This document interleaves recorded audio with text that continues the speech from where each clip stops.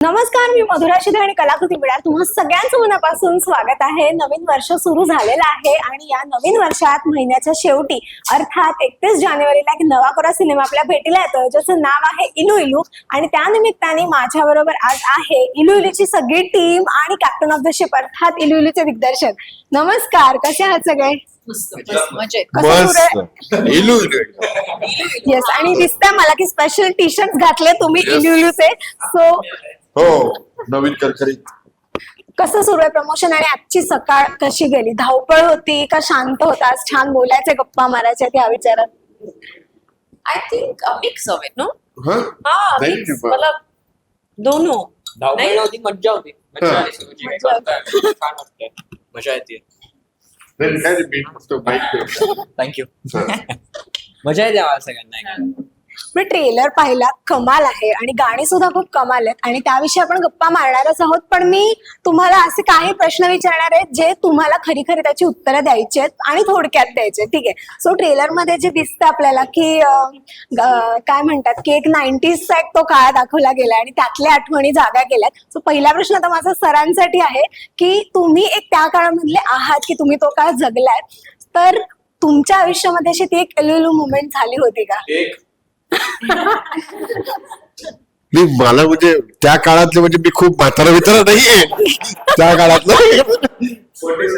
त्याचं 25 पूर्ण होतील माझे. म्हणजे आणि आमच्या कंपॅरेटिव्हली तुम्ही ही senior मोमेंट सातत्याने चालू असते हो माझी. आता तू आहेस तर आता नाही का सुरू होते ते असे काही. हा, म्हणजे काय चांगलं दिसेल किंवा असं सांगतात नाही ना. म्हणजे इलू इलू मोमेंट म्हणजे ते कसं आहे, प्रेमात पडणं हे केळाच्या सालावर घसरून पडण्यासारखं आहे नाही का. केळाच्या सालावर पडल्यावरती कळतं तर इथं लागलं म्हणून. इलू इलू कळत नाही कुठं कुठं लागलं. पण काय सगळं प्रेमळ स्वभावाचं आहे त्यामुळे सगळ्यांवरतीच मी असं प्रेम दाखवत आलो. त्यामुळे ते सगळे म्हणजे जगाला प्रेम अर्पावे असं सांगितलेलं असेल त्याप्रमाणे अर्पत दिसतो. नाही कॉलेज डेज मध्ये एखादी आठवण तर तुम्ही सांगू नाही नाही, ते शक्यच नाही कारण मी मेकॅनिकलला होतो. नाही म्हणून नाही आलो की म्हणजे व्हायला तर पाहिजे ना. तुम्ही आलो मेकॅनिकलला म्हणजे 2 मुली मोजून 120 मुलांच्या तर कसं काय. आणि त्या सुद्धा म्हणजे ग्रामीण विभागात आल्यामुळे ते अवघडच असतं ना. आणि ते मुली एकतर मेकॅनिकल म्हणजे अवघडच सगळं ते असं. तर त्याच्यामुळे मग भागिले 118 असं ते होतं ना. तर त्यामुळे ते मोमेंट नाही काही करता आली. पण चित्रपटाच्या मोठ्या पडद्यांवरच्या तारका यांच्याबद्दल कुठं कुठं कुछ होत आहे असं होतं. त्यामध्ये जुई चावला म्हणू नका तुम्ही, मनीषा कोइराला म्हणू नका, म्हणजे कुणाला काय म्हणू नका तुम्हीच, माधुरी दीक्षित म्हणू नका, नगमा वगैरे असे दक्षिणेकडच्या पण होत्या. त्यांनी आमचं सगळं तरुणपण आमचं वाहून नेलं. आपले उर्मिला मातोंडकर. आणि ह्याच्यातली खूप छान गोष्ट म्हणजे सोनाली बेंद्रे की त्यांच्याबरोबर मला आता काम करायला मिळालं. मतलब सब पे प्यार था क्या आप ये बोल रहे हो? हाँ, क्रश वो जो फिल्म है अभी माधुरी की फिल्म देखे, माधुरी के मीन्स दिल देके आया, जूही चावला को देखते हाँ, समझ गई. सब हाँ पे crush. हाँ सब. सब इलू इलू. इलू इलू सब इलू इलू. हाँ, और मीन्स सौदागर में उसने खुद गाना ही गाया मनीषा कोइराला ने, इलू इलू इलू इलू, जो हमारा फिल्म का टाइटल है. हाँ, तो वो मनीषा कोइराला.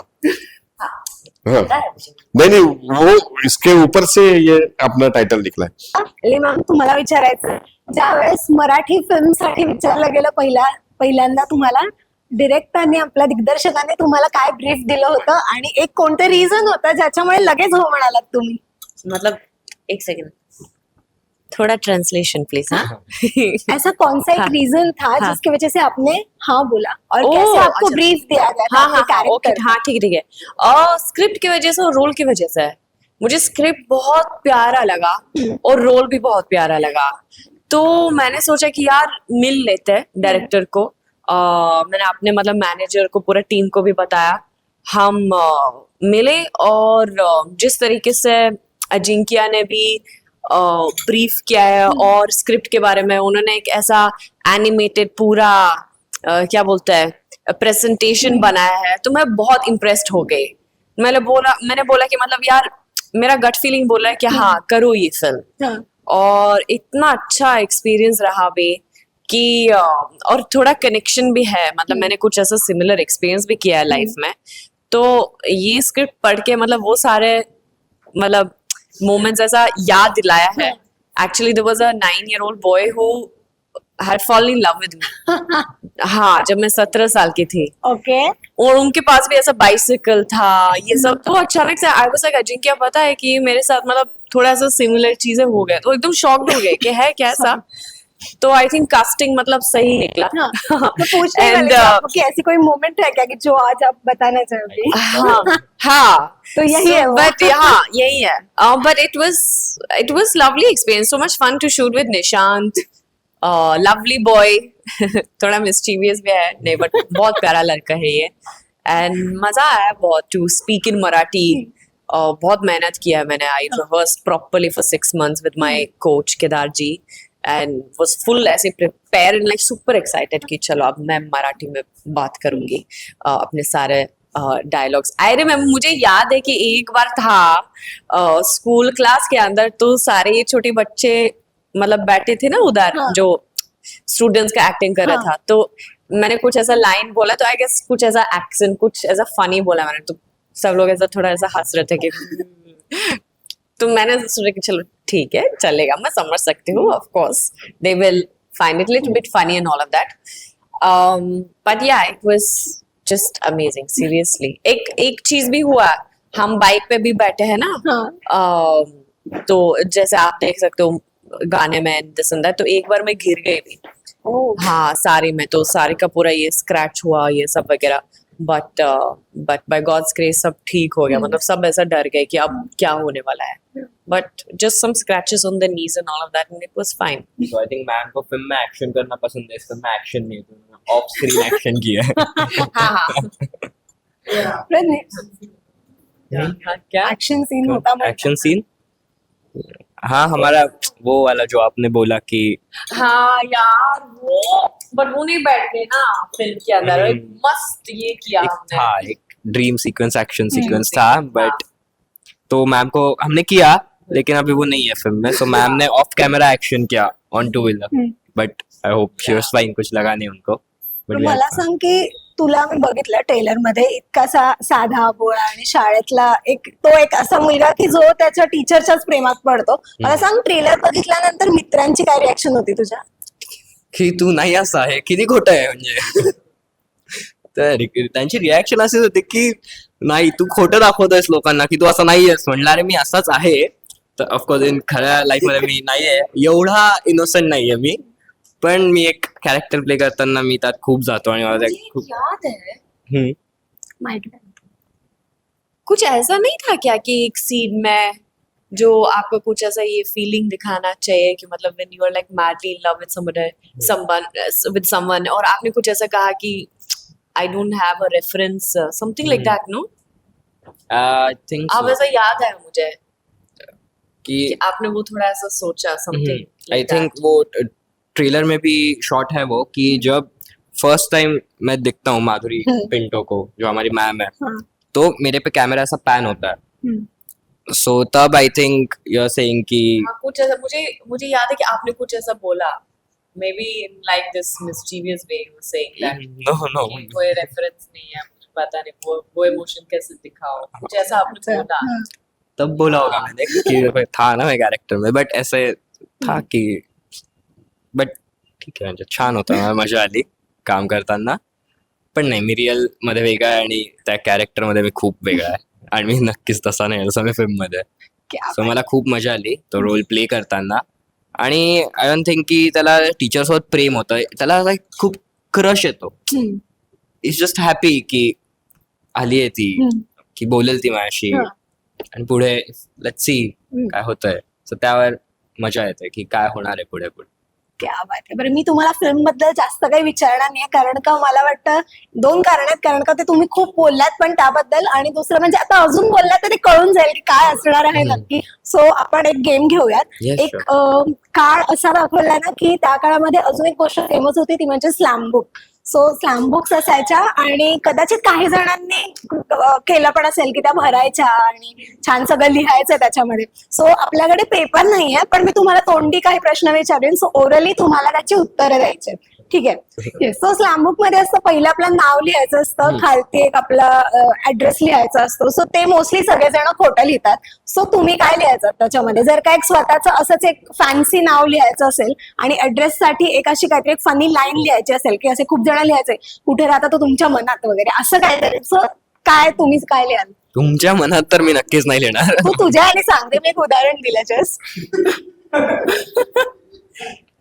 म्हणजे टिकतो असं नाही करत. आणि बूम पास करणं. ऍड्रेस काय काय लिहिन? नाही, मी माझा खरा ऍड्रेसच देईन, मला नाही देणार मी असलं काही. पण मी माझं नाव नक्की निश असं मला आवडेल, मला लोकांनी म्हणलेलं NISH निश असं म्हणलं, मला खूप भारी वाटेल की मला कोणतरी निश म्हणतंय. ओके तो मैं लिखती थी मेरा फुल नेम जो है एलिजाबेथ. ओके. हाँ. Okay.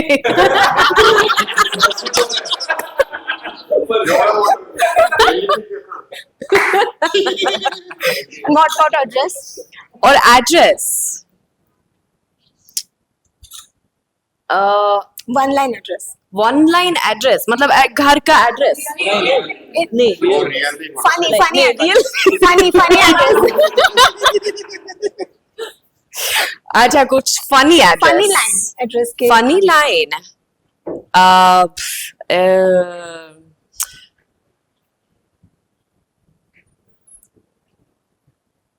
Funny line. Okay, in the forest, behind the stone, okay. under the grass with the fairies. Okay. Twisted. Sir तिकडे फार लांब जावं लागलं, जंगलात बदक खूप शोध आहे. तुम्ही काय करताय? मला माझं जे नाव आहे श्रीकांत, तर त्यातले काही खूप जवळची माणसं कांता म्हणून म्हणतात मला, तर मला आवडतं ते. आणि पत्ता एक नसावा, तो प्रवाही असावा, म्हणजे जसं की पाण्यासारखा की तो प्रवाह चालू आहे, तर तसं पत्ता असं नसावा किंवा ठाव नसावा, तुम्ही प्रवाही असावा असं मला वाटतं.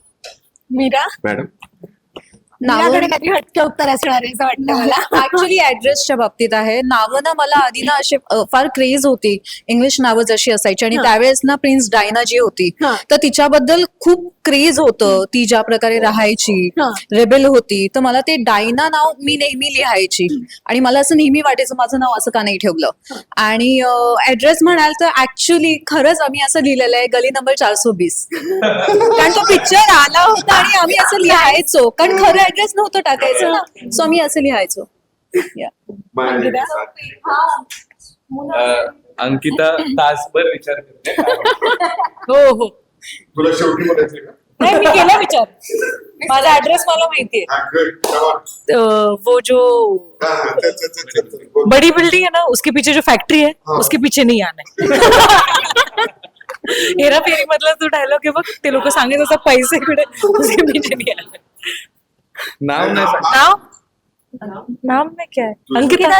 अंकिता मनू वगैरे, म्हणजे जे मला घरचं मनू, माझं मनू. नाव गौरवच, आणि ऍड्रेस अजून काय माहित नाही, म्हणजे च्या शोधात आहे असं वाला लिहिन मी. So, नाव आता म्हणजे सगळे मला एजे म्हणतात, हे जे एजे हा फक्त. आणि ऍड्रेस अर्थ 3146. नाही कळत. 3146 3146 3146 काय आहे? खूप सर्च करावं लागेल तुम्हाला त्यासाठी. हो. त्याच्यापेक्षा तुम्हीच सांगून टाका. त्याचा अर्थ तुम्ही सांगितलं तर बरोबर. खूप पृथ्वी आहेत ना, हा. असतील, Infinite. माहित नाही आपल्याला. इन्फायनाईट त्यातलं मी 3146 मध्ये आहे. अच्छा, डीप. बरं, एक अशी गोष्ट स्लॅम बुक मध्ये असते की तुम्ही माती खाता त्या गोष्टीबद्दल प्रत्येक वेळेला, की आपण ठरवतो की नाही आपल्याला नाही करायचं, आणि तरी दरवेळेला तेच होतं. अशी एक गोष्ट कोणती? माती खाणं म्हणजे हा नाही हा मग जेव्हा जेव्हा हा झाड चिखल ती खेळातली माती दगड का माती माती खाणं म्हणजे माझं इंग्रजी कच्चं आहे म्हणजे मला इंग्रजी सगळं समजतं पण बोलताना जरा मी ती एक भीड आहे ती अजून मोडली नाही मी मग मी मराठीच बोलतो मग मी असं जर्मनीत सुद्धा मी मराठीत बोलून आलेलो आहे कारण मला कॉन्फिडन्स होता की माझी इंग्रजी भाषा ही थर्ड लँग्वेज आहे तशी ह्या समोरच्या जर्मनाची पण थर्ड लँग्वेज आहे तर फर्स्ट लँग्वेज कारण त्याची फर्स्ट लँग्वेज ही जर्मन आहे आणि त्याची थर्ड लँग्वेज आहे ना इंग्रजी काय मग मी मराठी डायरेक्ट सुरू करायचो चला येतो बघ मग त्यांनाही कळायचं ते कारण या हृदयाच्या त्या हृदयाने ती भाषा बोलायचो पण तिथे मी माती खातो हा पण इंग्रजीची माती खातो ना असं म्हणून माझं नाव तिथे जर्मनीत एक अलेक्झांडर म्हणून एक हे आहे स्टेशन आहे अलेक्झांडर द ग्रेट असं लोकांनी माझं नाव ठेवलं हा जर्मनी में हा ऐसा जर्मनी में बर्लिन में कैसा स्टेशन है स्टेशन है वाव नाही हेच आता तुम्ही तुमची माझी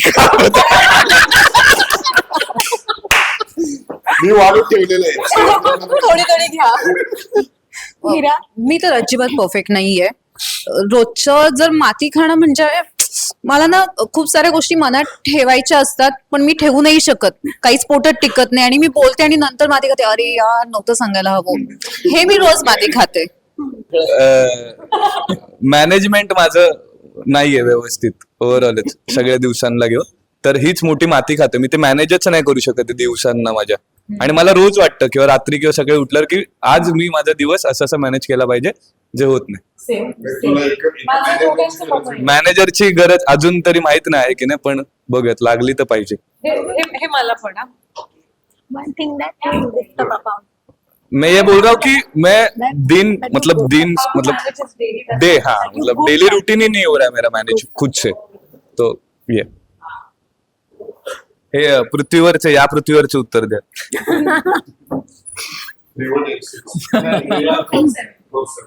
नाही खरं तर मीराने सांगितलं ना की म्हणजे सेम तसंच आहे माझं आणि गौरव असं बोलला की 1 मिनिट आधी फोनवर काय बोलला ना माझ्याबरोबर तर मला ते लक्षात नाही राहत म्हणजे एखादं खूप महत्वाचं काम असेल खूप तर आता लोक मला मेसेज करायला लागलेत की मी व्हॉट्सअपवर पण मेसेज करतो कारण व्हॉट्सअपवर आपण चेक करतो आपल्याला दिसत जातं की ते काय तर ते खूप मी विसरतो म्हणजे विसरतोच आणि ते खूप महत्वाची कामं असतात लेवलला खूप विसरतो एक अशी गोष्ट ज्याबद्दल तुम्ही खूप इन्सिक्युअर आहात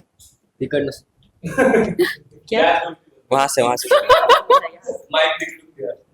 कोणाला बोलायच्या आधी घ्या बोला सर नाही मी अजिबात मी अत्यंत सिक्युअर बघा ना तुम्ही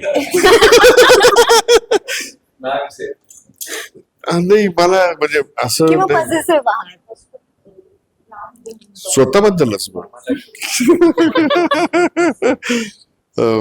काय नाही मला असं वाटत राहतं की इन्सिक्युअर म्हणण्यापेक्षा की एखादी दुसऱ्यांकडे चांगली गोष्ट असेल म्हणजे स्वभावातला गुण म्हणा किंवा काही म्हणजे तर ती माझ्यात का नाहीये किंवा मला यावी असं याच्यासाठी मी हे असतो हवीशी वाटते की राव काय मस्त बोलतो तू जसं ज्या पद्धतीने कंडक्ट करते तर मी त्यांना त्याच्या प्रेमात पडतो की लिहलो होतो की अरे ही किती छान हे करतेस मला का नाही येत किंवा हा किती शांत आहे तर मला असा ठहराव मिळेल का किंवा एली सारखं मला छान इंग्रजी हिंदी वेगवेगळ्या लँग्वेजेस येतील का पासून तर ते सगळं त्या प्रेमात पडतो मी आणि बाकी ही म्हणजे जे बोलता येत नाही ही इन्सिक्युरिटी होते आणि ह्या सगळ्या लोकांच्या गुणांना असं वाटत राहतं की मला आले पाहिजे किंवा असे कित्येक चित्रपट आहेत की मला असं वाटतं की जगात जे छान छान चित्रपट झालेत म्हणजे ज्याच्यात मी ऍक्टर असल्यामुळे की मी त्या चित्रपटाचा भाग असला पाहिजे जसं की हा सी माझ्यासाठी मला असं वाटतं इन्सिक्युरिटी म्हणजे ना ह्या गोष्टी ज्या मी आता बोलले तशी इन्सिक्युरिटी मला अजिबात नाहीये पण माझ्या जी जवळची लोक आहेत त्यांच्या बाबतीत ना मी पॉझिटिव्ह होते आणि इतकी इन्सिक्युरिटी या बाबतीत प्रेमाच्या बाबतीत जर म्हणाल तर फक्त त्या बाबतीत मला इन्सिक्युरिटी आहे बाकी फ्रेंडशिप काम वगैरे अजिबात नाही प्रेमाच्या बाबतीत मला इतकी इन्सिक्युरिटी आहे की मी समोरून हलून नाही देणार माणसाला जर माझ्या आयुष्यात कोणी आला तर. त्यामुळे ना मी रिलेशन मध्ये पडतच नाही, मी लांब राहते. सो बाकी इन्सिक्युरिटी नाहीये माझ्यात अजिबात. आता माझं आय फील कंटेंट म्हणजे माझ्याकडे नाहीच आहे सर उत्तर. I am not insecure. म्हणजे कुणाला म्हणजे जे काम कुणाला असेल तर त्यांना मिळू दे, प्रत्येकाला त्यांचं त्यांचं मिळणार आहे. I am very content in that way, related to work, related to people in my life, की जे आहेत ते आहेत आपले, असं मला नाही वाटत काय. सो या करेक्ट. अंकिताचं जे मत आहे तसंच आहे माझं मत. कारण का इन्सिक्युअर का राहायचे आपण, आपल्याला आपल्या कामावर विश्वास येतो. म्हणजे हे कामाच्या बाबतीत झालं, ओव्हरऑलच बाबतीत मला घरातून आणि सगळीकडून सपोर्ट मिळत आलाय, आतापर्यंत आलाय, पुढे पण मिळत राहील. सो मी तसा इन्सिक्युअर नाहीच कुठल्या गोष्टीला घेऊन फील करत. So I am secure now. Yes. सगळ्यांना प्रेम देते. हो सर, आता या पृथ्वीवरती हात चालू आहे. नाही, खरं तर इनसिक्युरिटी वगैरे काही नाहीये, पण ते सिच्युएशन नुसार बदलतं. म्हणजे एक गोष्ट सांगू नाही शकत, पण अचानक काय आलं समोर आणि नाही का आपण इन्सिक्युअर होऊन जातो काही काळासाठी. पण असं मला सांगता नाही येणार ठरवून की इथं मी इन्सिक्युअर Situation. झालो. हा, सिच्युएशन नुसार बदलतं. आई थिंक इनसिक्योरिटी मेरे अंदर है नहीं, लेकिन शाइनेस है बहुत. मतलब सो आई डोंट नो कि अगर इसको इनसिक्योर कहते हैं या अगर शाय कहते हैं. फॉर एग्जांपल लाइक अगर कोई ऐसा मीटिंग है या कोई ऐसा स्पेसिफिक इंसान है जिसका मैं थोड़ा सा डरती हूँ कि शायद मतलब मुझे डिस्टर्ब नहीं करना है, मतलब तो वहां पे मैं थोड़ा ऐसे हो कि मतलब वो कॉन्फिडेंस नहीं है. हाँ. ऐसा मतलब अंदर आके बोलने का हाय हेलो ये सब, तो वहां पे मैं थोड़ा ऐसा ये, तो इसको कहते हैं इनसिक्योर. क्या इसको insecure? Kind of. Kind of. हाँ काइंड ऑफ. क्योंकि मतलब बहुत बार ऐसे होता है कि अरे यार आप तो बिंदास आ सकते हो, ऐसा क्यों कर रहे हो. तो मतलब मेरा वो फिर भी ऐसा है थोड़ा कि नहीं पता नहीं शायद आप मतलब भड़केगा मेरे ऊपर या कुछ ऐसा. सो हाँ सिर्फ वही है मेरा. हाँ एक जाता जाता सगळ्यांना छान एक हटके अपील करायचं असेल तर काय सांगाल सगळ्यांना? प्रेमाने भरलेला असा इलू इलू 1998 सिनेमा 31 जानेवारीला चित्रपटगृहात येतोय, तर सर्वांनी नक्की बघा. तुमची ब्लॅक अँड व्हाईट जिंदगी गुलाबी करायला 31 जानेवारीला आमचा चित्रपट येतोय इलू इलू. 31 जानेवारी पासून रिलीज होतोय थिएटरमध्ये जाऊन नक्की बघा इलू इलू. That's it. रसिका हो, कलाकृती मीडिया म्हणजे मनोरंजनाची लयलूट. मनोरंजन क्षेत्रातील किस्से व घडामोडींचा आस्वाद घेण्यासाठी कलाकृती मीडिया या यूट्यूब चॅनलला सबस्क्राईब करा आणि व्हिडिओ लाईक करा.